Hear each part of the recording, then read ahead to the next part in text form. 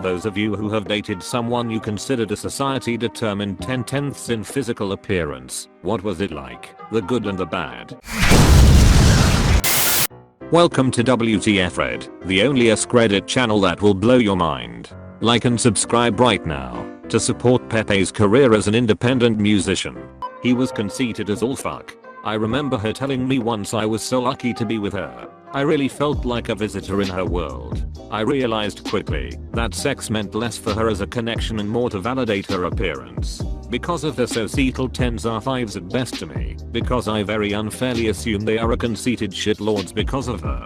That's where the saying 4s fuck like 10s and 10s fuck like 4s came from.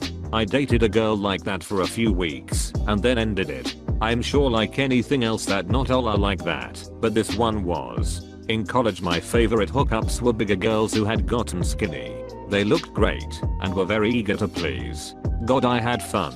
But how did you know they were big before? Nice house. Nobody home. Wow, this line though.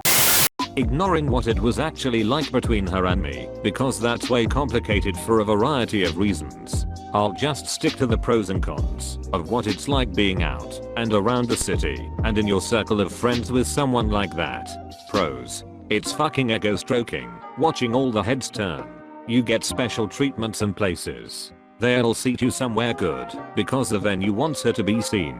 The DJ pays attention to your requests because they want her on the dance floor. The chef sends out special treats on the house. People make way for you. Guys get suddenly all chivalrous and open doors for the two of you. Sometimes it's a little like being visiting royalty. Cons. Because heads turn and guys strut and preen and try to monopolize her conversation. Wives and GFs fucking hate her and hate you for bringing her. It gets tiresome with everybody hitting on her every time you turn your back for 2 seconds. Even friends. Even married friends. No one could keep their fucking balls in check. If she goes out with friends when you're not around, one or more of the guys will get drunk and ask her to marry them. I can't really compare to this with mine, but we went to America's Got Talent once and found ourselves being escorted like 3 rows center because while I'd like to think it was us being an attractive couple, I suspect it was more her because they later said they might need to move me due to the color of my shirt and how it would appear on TV. Everyone in those rows on TV, while regular people are there because it is manufactured to be the best looking people crazy. I had a stereotypical classically handsome boyfriend when I was 18. He was 6'4" with a six-pack and a celebrity smile. Women would ask for his hash while I was literally holding his hand. He walked around town with no shirt all the time because he liked the attention. He had an IQ of about 12. He would try to borrow money from me every week. He was also fucking everyone behind my back. It was short-lived. Alex, if you're out there, I hope you're bald and toothless now. Fuck you, Alex. It's okay. Even if he's still absurdly handsome, a person like that probably doesn't have any fulfilling relationships going on. Akin to the standard sportsman marriage. Trophy blonde bimbo wife that hangs around until the checks stop coming in. In the meantime their combined IQ would compete with that of a small French village. Ah yes, because going bald is the worst thing you can wish upon someone. I'll go fuck myself. I dated a perfect 10 for a couple months. When I was 18 or 19 she was really sweet and obviously stupid hot. But after the initial me shock wore off I realized she was kind of an idiot and we had nothing in common. It really reminded me of that 30 Rock episode where Liz Lemon dates John Hamm, except my ex still has both her hands as far as I know. I look at hotness as being primarily a social phenomenon, sometimes separate from whether or not I personally find the person attractive. Hang on, I'll ask my ex. Oh god, so boring. Dudes had no personality.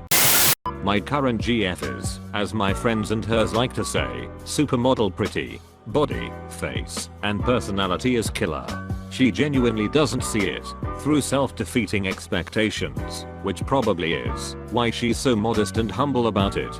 It's a lot of fun to see people's eyes follow her around the room, or how people will literally follow her from room to room at clubs/events etc. It's definitely fun to just be with her, since she looks like what she looks and wants me. People will sometimes give special treatment at bars, events, and when we go to events people will purposefully invite her and anyone she's with to after parties that they can get us in with some VP treatment attempting to impress her. The cons obviously are how aggressive some people are with their forwardness.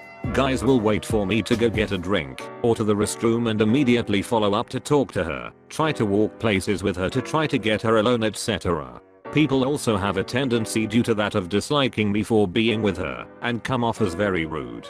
I run into some first impression girls who don't like her because she looks good, but anyone who starts to chat with her begrudgingly enjoy her company because she's just a humble fun person.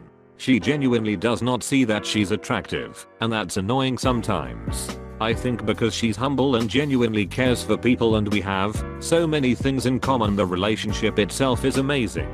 Her looks are just a bonus.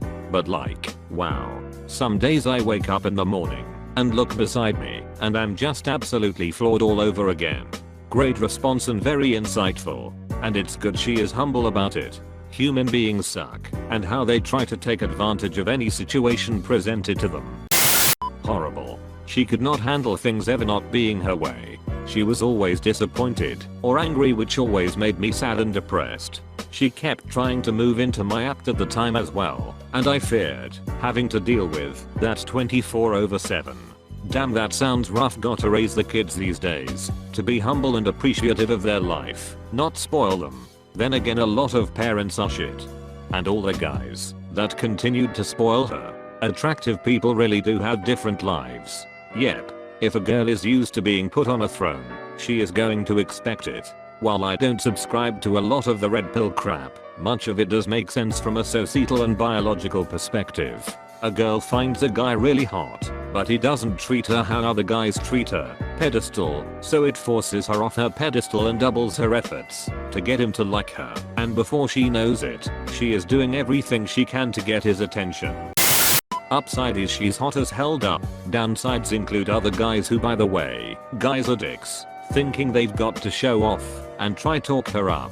We were leaving a club once and she was outside smoking and a guy was talking to her. I let her know we are just heading and she says she'll finish this and be right out. The guy then, evidently having to establish his dominance or something, turns round to me and goes, "It's fine, you can go, she's with me, bye." To which she replied, before I even could, "Yeah, bye," stubs her cig out and walks out. Ouch. That is a keeper. A partner quickly jumping to your defense is one of the best moments. Wow. What was the guy's reaction after that? Did you two said anything to the guy?